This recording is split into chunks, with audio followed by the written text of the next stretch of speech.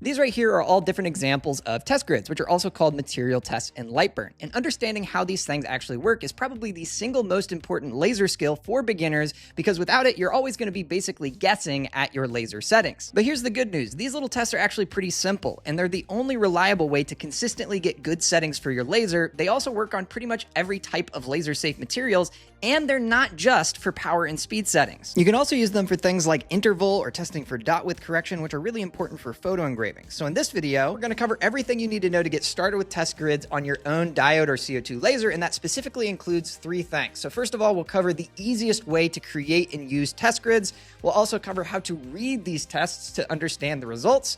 And then finally, we'll go through what I call custom tests, including 5 custom tests that I created that all allow you to do something that's not possible using Lightburn's built-in generators. And I'll also tell you about how you can get those tests for free if you want to do so. And so let's go ahead and get started with number 1, the easy way. So first things first, the easiest way. I'm here in Lightburn, as you can see, and to access the easy way, we're going to go up here to Laser Tools, and then we're going to open the Material Test. So this is a built-in generator that Lightburn has built to basically make this process easy. And so the absolute easiest way to get your own test grid started is by using this tool. But I know when you first open this, it can look a little bit overwhelming, and so I'm going to break it down because it's actually simpler than it looks, and you're going to need basically 3 steps to get this ready to run. The first thing you're going to need is a start point, and in the past, I have given sort of a long explanation as to why, but today I'm just going to cut to the chase and give you an example. So let's just say we have some new material. So I have this 3mm acrylic, and I want to do a material test on this. However, I've never run acrylic on my laser in this hypothetical.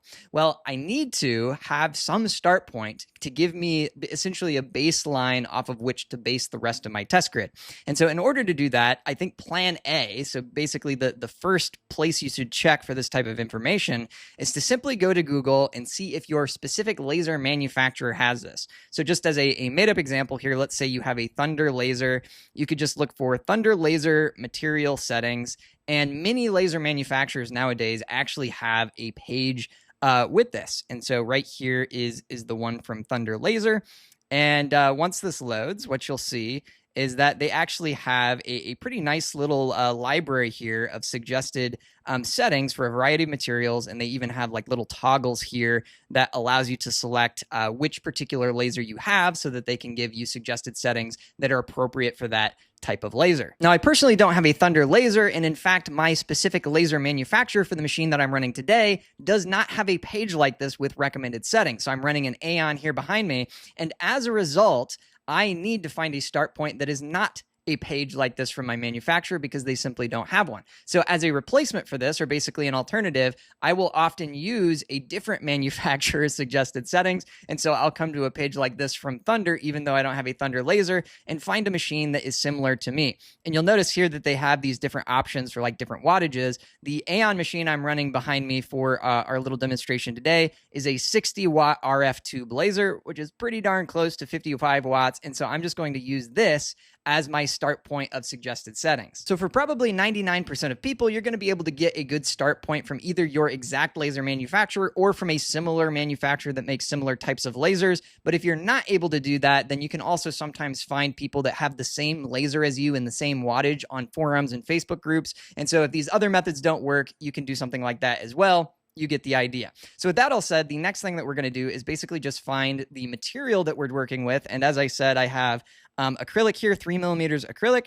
And so we have some suggested settings right here. They have both engrave settings as well as cut settings. I'm going to set up a cut test today. And so I'm just going to use the settings that they have here as my start point for the test that I'll show you in Lightburn. And this brings us to the second of the 3 steps that I mentioned for dialing in this test generator, and that is where do we actually put those start point settings when we find them. So basically what we're going to do is we're going to start with these 3 buttons here at the bottom: edit material settings, edit text settings, and edit border settings. And so just before we dive into each of these buttons, I want to just briefly explain what the differences are between them. So the first one here is basically your baseline for the entire test. The second one is basically the settings that will be applied to the labels, like the labels that get printed on your test.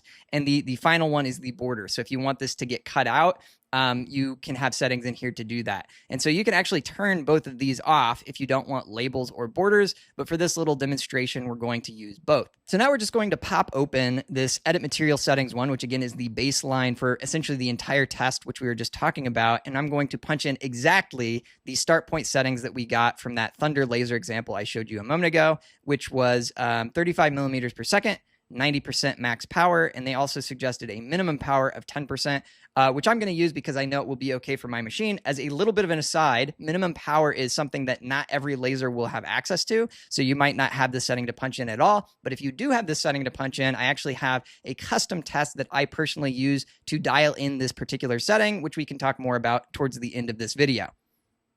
But anyway, I mentioned that I was setting up a cut test here. And so for a cut test, it's important for me to make sure that my mode is set to line. If I was trying to do an engrave test, then I would want this set to fill. And if you were doing an engrave test, you would probably also want to make sure that you are using the correct line interval, which is a whole rabbit hole. And I will put a link in the description below this video you're watching right now to a photo engraving video that I made that talks about what line interval is and some suggestions on how to find the right interval for your laser. But with that all said, let's go ahead and talk about one more thing for our cut test, which is this air assist toggle. So I have what I'll call a minor obsession with air assist, and so I could go down a big rabbit hole here, but I'm going to force myself to be concise and just give you the nutshell version, which is, as a general rule of thumb, when you're doing a cut test, you want this air assist toggle to be on. So I'm just going to leave it at that for now, and you can check out some of my other videos if you want to learn more about that. But for now, we're going to move on to the next thing, and we're going to click OK here, and then we'll just briefly talk about these two other buttons. So since we are doing a cut test, the settings that we just entered into this little button here are going to be exactly the same as what we need in our border settings. And so I'm going to pop this open, and I'm just going to put literally the same thing here as I punched into that other box, which again was 35 millimeters per second, 90% power, 10% minimum power, air assist on, and that's it. So I'm going to click OK here, and then we're going to move on to this one, which is text, which again, as a reminder, is basically what's controlling the labels. So this now is an engraving instead of a cut, which means we need different settings, because if we use what we've been using so far, we would actually be cutting the labels out, which is not what we want. We want them to be engraved, and so for that, we actually need an additional start point. So I'm back here on the Thunder Laser example page with their suggested settings, and I'm going to just use this suggestion of 2000 millimeters per second and 50% max power here, and we're going to punch those here into Lightburn. So I'll pop this open and you'll be able to see we're going to use 2000 millimeters per second, and they had 50% for both the max and the minimum, and so I'm just going to use that here for that, and I'm going to turn the air assist off since I'm doing an engraving, and this is not fully turning it off, it's just switching to a lower powered one. Again, big rabbit hole, but I'm turning it off for the engraving, and I'm going to go ahead and click OK, and that's going to be everything that we need for these three buttons, and so that basically concludes step 2 of 3. So the final step in getting this test grid ready to run is to basically edit the grid itself. So now what I'm going to do is just open this little preview tool here real quickly, and what you'll see is basically a rendering of what this test grid is going to look like.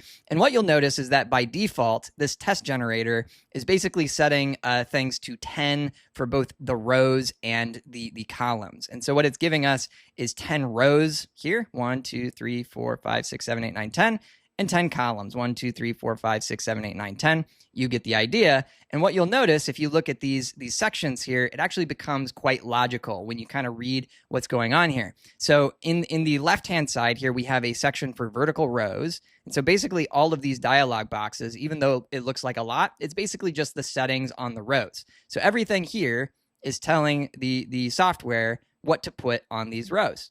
And likewise, everything here under this horizontal / column section is simply controlling what is going to be on the columns. So up and down, 1, 2, 3, 4, 5, 6, 7, 8, 9, 10. And just to really hammer this point home, let's say we change the count. So this is just simply the number of rows in this case. Let's just change it to 5, and you'll be able to see that now the number of rows is no longer 10, it's just 5. And so whatever I change here in these sections is going to basically create what my final test grid looks like. So in order to do that, you're going to need to know what each of these settings actually does. And so that's what I'm going to explain quickly here. So the first one we just already described, which is the count or the number of squares that we want in the test in both the rows direction and also the columns direction.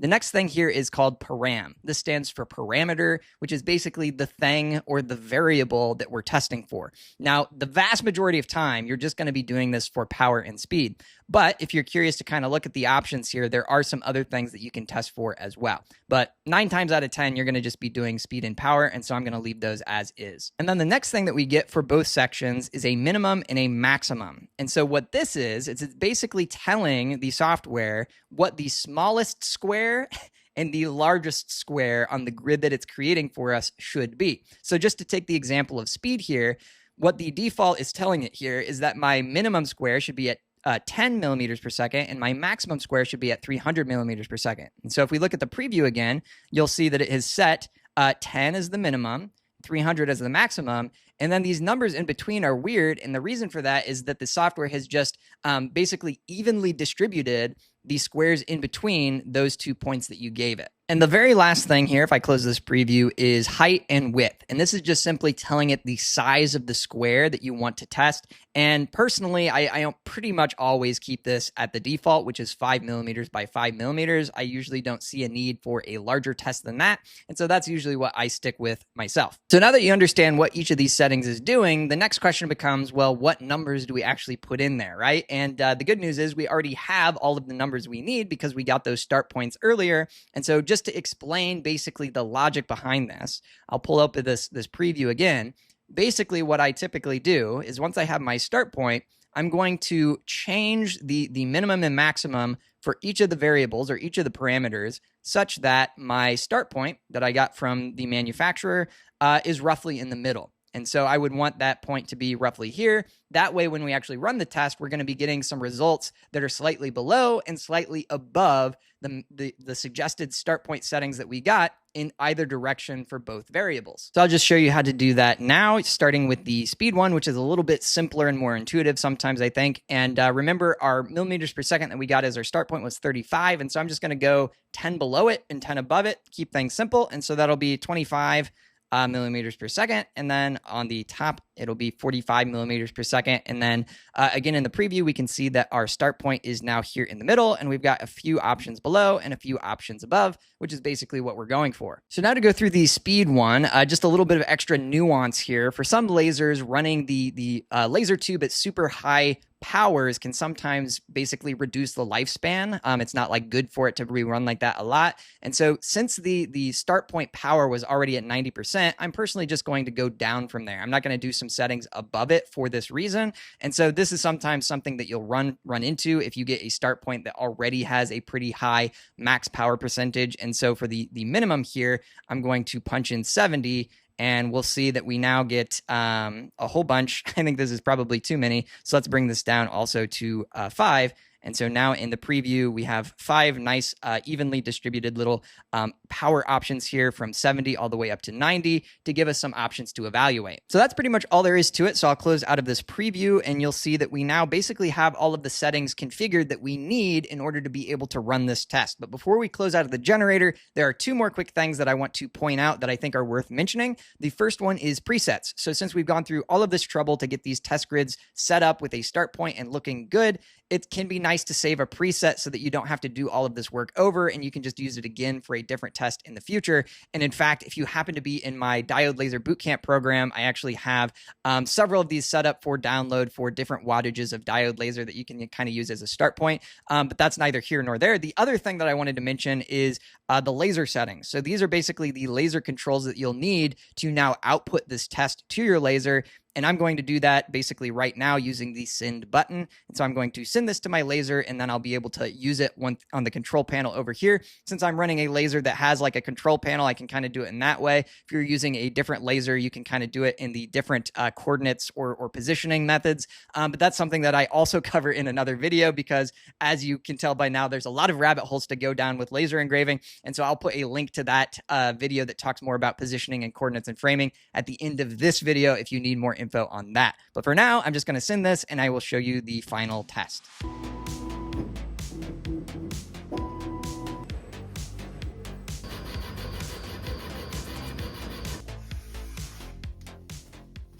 So here we have our completed test, and this now brings us into the second of 3 parts to this video, which is how to actually read these to get the settings that you need for your laser. So there are a few important things just as a reminder here to note when looking at this. First of all, just remember that the rows are speed. Okay, so all of these rows are different speed levels, and the columns are different power levels. So all of these different columns are different power levels. And also, one of the things that I think is really useful to notice is that our original start point, which as a reminder was 35 millimeters per second, so this middle row, and 90% power, which was this far right column, so basically this square that I'm pointing at right here, that was our original start point. And this just really illustrates quite well why you typically need to run a test like this rather than just copying settings, because if we had used that as our only setting, we actually would have gotten something that did not completely cut through our material. And so you can see that's actually why the border that is meant to cut this test out, it actually didn't cut through all the way. And that will happen sometimes when running these tests, because you might have a start point that is not quite powerful enough to actually cut all the way through your material. And that's why we give ourselves some options in a test grid like this, so that we can see some options that actually do cut through the material. So then we get to the million-dollar question that we came to this test for, which is what settings are we actually going to take away from this to use on this material in the future? And there's a little bit of nuance in how to interpret these results, but first of all, it might go without saying that we're going to be choosing from the options that fully cut through. So we're of course not going to be choosing from anything that did not fully cut through our material. But I think the instinct can be to just choose the first square that cut out. But in my experience, that can sometimes lead to problems down the road because it doesn't give you enough buffer for when things change. Perhaps you're doing a more intricate cut and it just has a harder time cutting all the way through the material. And so usually I will give myself basically 1 or 2 squares of buffer in order to make sure that I don't have, or I'm at least less likely to have, cutout issues in the future. And so if I was choosing from these options, I would probably go with something like 80% power on this 25 millimeters per second row as my settings from this test. And I also wanted to show you an example of an engraved test. There's a lot of messy tests going on this piece of basswood, but just focus on this light colored one here on the middle, because that's the example I want to show. But for doing an engraved test, there's a little bit more of a subjective decision to be made, because a lot of times when you do an engraved test, you can get some variation in both depth and, depending on the material you're doing, in darkness. So on wood like this, you're often going to have some options that are lighter and more surface level on the wood, and you'll have some options that are deeper into the wood and darker. And choosing which one of these to use really depends a lot on the type of project you're doing. So for some projects, having a really nice sort of light colored engraving actually can be what you want. And in other cases, you might actually want a deeper engraving, maybe just for the look that you're going for, or perhaps you might want a deeper engraving if you're doing something like a paint fill. And so it really does depend a lot on the particular project that you're working on. And so this is just an additional note that is more specific to an engraved test versus a cut test.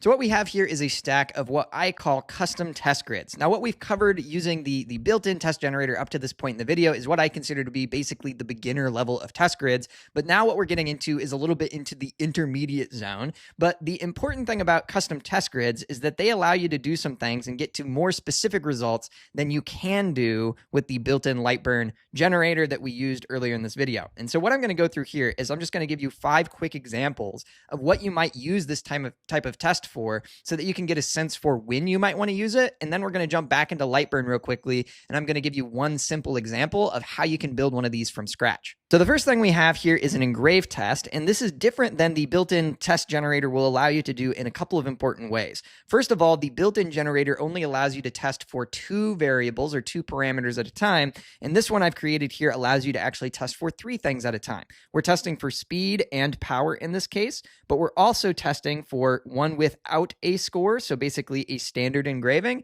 and one with a score. So you can see that there's like a dark outline around these stars, and that is different than this, and depending on the project you're doing, that might be a useful comparison to see these 2 different things side by side. And you may also notice that I'm using stars here instead of squares. So that's another thing that you can't change in the built-in test generator. You can only use squares, and I actually prefer to use stars because it gives you a sharper angle at the points of the star, which can sometimes be useful if you're kind of evaluating how clean the corners are. So anyway, that's an engraved test. And then we have a similar cut test, which instead of testing a score versus a no score, is testing additionally 1 pass versus 2 passes in addition to like the speed and power that we were already testing for with the built-in test generator. And so that can be useful for some situations as well. And then I have what I call a high-speed interval test. There is also in Lightburn a built-in interval test generator, but it only allows you to go up to a certain speed.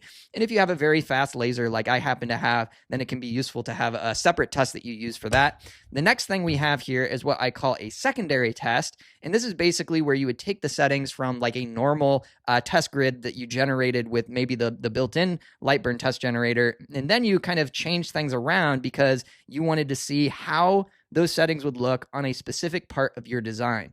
And so if you were doing a design that had a lot of flowers on it, you might want to actually get a view of how those settings will look with an actual flower design instead of just a square, because sometimes when you go from a square to your actual design, things change a little bit. And so this is what I call a secondary test. So then the fifth test that we have here is the minimum power test one that I mentioned earlier in the video. And just to give you an example of what this will allow you to do is you can see here at this, hopefully on the camera, this 30% option. There's basically scorching at the corners of this triangle, and the corners are a bit darker than the sides of the triangle. Whereas you go to this more optimal option down here, the 5%, you can see that there's not really scorching at the corners anymore, and they're a lot more consistent with the sides of the triangle. And so this is just one example of how this kind of test can help you dial in your minimum power, which is only relevant to some lasers. So if you have a DSP controller laser, this could be relevant to you. But if you have a G-code laser, then it's probably not, which is a whole nother rabbit hole. But you get the idea. This also allows you to test for something that the built-in test generators in Lightburn do not allow you to test for. And as a reminder, all 5 of these tests that we just walked through, I made these. So these are my tests, and you can actually get all of these for free by joining my email newsletter if you want to do that. And then you can kind of like tweak these to use on your own rather than building all of these from scratch. You can go to my website, which is chalkwatts.com, and there's like a little form to get this. I call this my Lightburn starter kit, and you can get this on there through that newsletter, or I'll also put a link in the description below this if you want to get it that way. So anyway, you can get these if you want to. Now let's go over to Lightburn real quick, and I'm going to show you a quick example of how you can make one of these tests from scratch. All right, so if you want to make one of your own custom test grids, then you're basically going to need to take 3 different steps. And these 3 steps apply regardless if you're doing like a simple test like this secondary test example I've pulled up here, or if you're doing something more advanced like a photo engraving. So the first of the 3 steps is simply to begin with your object. So that might be a simple flower design like this. It might be a cutout of a photo if you're getting into photo engraving, but whatever it is, you start with that, and then you make a grid out of it, right? And so this is probably something you could have guessed, but you're just going to take your object and then either make a bunch of copies of it. So you could just literally copy and paste it to make your own grid, or you could use something a little bit more advanced like the array tool in Lightburn. And if all of this is a little bit over your head or feeling a little bit overwhelming, then you might actually want to have a look at my Lightburn 101 video here on YouTube. That I think will help you get a little bit more comfortable in the space before you start working on something like this. And so anyway, you're going to create your grid first of all, and then the next thing that you're going to do is apply the settings to each of the individual objects that make up your grid. And the way that that's done in Lightburn is using layers. And so you could just literally put each individual object on its own layer and then assign your settings to that layer. So if I was using this one, I could put 350 millimeters per second and 20% power on one layer, and then move to the next one, put it on a new layer, and then do 30% power and 350 millimeters per second. And I could do that for all of these. That's one way of going about it. But there is a little trick that you can also use that I'll show here quickly, just because this is something that I've gotten questions about in the past. And that is, if you are testing for power and speed, then you can actually create a test grid like this where all of the rows, so all of the speed options are basically on one layer, and then you change the power using a feature in Lightburn called power scale. And so as you can probably see in this test that we have set up here, everything on this row is actually on just one layer instead of a bunch of layers, and it's specifically on this orange one here. And we can see if we look at the settings for this layer that it's at 350 millimeters per second for the speed, and all of them are set to 100% power. Whereas on our test grid, we have it labeled as 20%, 30%, and 40%, right? And so how is this possible? And the answer to that is if you go to the Shape Properties tab down here, and you open it up, and then we just select one individual shape, you'll see that the power scale is changed to match the power setting. And so I have power scale of 20% here, and that's basically taking our 100% default setting for the layer and scaling it down to 20%, and that allows us to have a different power setting for each of these individual columns, even though the entire layer, or the entire row rather, is on one layer. So in a nutshell, those are the first two steps that you need to take if you're trying to create your own custom test grid like this. And then the third and final step, if you're doing this, is to create the labels, which is all of this text here, of course, and that would go on its own engrave layer, and also the border outline cut. If you want to have this cut out as well, that would be on its own cut layer. And so hopefully you'll get the idea there, and that will kind of give you a sense of the high level view of how you go about creating your own custom test grid from scratch. And just as a reminder, if you want to have a start point, basically have a template to work off of, you can get all 5 of these custom test grids in my Lightburn starter kit that's on my website. And again, I'll link that in the description if you want to get that there. And also, I mentioned some videos throughout this that are additional resources. And if you need any of that information, like how to do coordinates and framing to get your project started on your laser, or if you want to check out that Lightburn 101 that I mentioned, I'll put links to all of the videos that I referenced in the description below this one. And also the one that I think a lot of people will be interested in is that coordinates and framing positioning video. And so I'll put a little link card somewhere on screen that you can click and go to that one right here. So I will hopefully see you in the next video. Thanks for watching. Bye.